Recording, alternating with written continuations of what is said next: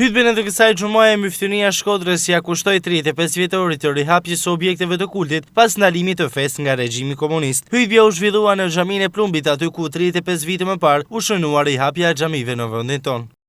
Sot jemi 35 vite pas një ngjarje të shënuar, më e madhe ngjarje historike e kombit shqiptar gjatë këtij shekulli. Nuk gaboj nëse e them një gjë të tillë, sepse të gjitha ngjarjet dhe historitë e kombit kanë vlerën dhe peshën e tyre. Ndërsa ajo, kur një popull i tanë ngrihet në kam për t'u ndarë nga errësira e pemohimit dhe ateizmit, dhe vjen për t'u bashkuar të gjithë së bashku pa asnjë lloj dallimi, për lirinë e tyre, për lirinë e besimit të tyre, patjetër që ajo ngjarje dhe ajo ditë është më e shënuara ngjarje dhe ditë e historisë së kombit. E kështu, më lejoni që me vëmendjen tuaj të kthehemi në Kur'anin familjar për të lexuar në surën El-Isra në ajetin 81, një ajet kuranor që është një rregull absolut për racën njerëzore deri në ditën e fundit. Allahu Azza wa Jall urdhon të thotë: وَقُلْ جَاءَ الْحَقُّ وَزَهَقَ الْبَاطِلُ.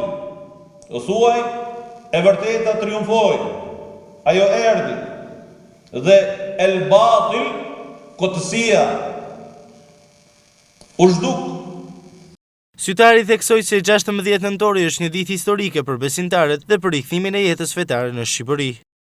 16 nënor 1990 është një mesazh hyjnor që përkufizohet më së miri në një fjali të shkurtër të kryemiftiut tonë të madh, të dashurit të zemrave tona, njeriu me një rrezatim të mrekullueshëm e drite në zemrën dhe fytyrën e tij Haxhi Hafiz Sabri Koçi rahmet past, i cili thoshte këtu 35 vite më përpara, dhe kjo është e incizuar dhe gjithë ju e keni dëgjuar dhe mund ta dëgjoni.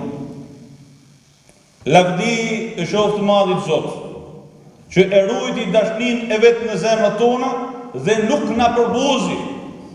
4 nëntori i vitit 1990 dhe 16 nëntori shënojnë në Shkodër rihapjen e kishës dhe të xhamisë, të cilat më pas u rihapen dhe në Shqipëri. Këto dy data përkujtohen çdo vit nga besimtarët e krishterë dhe musliman.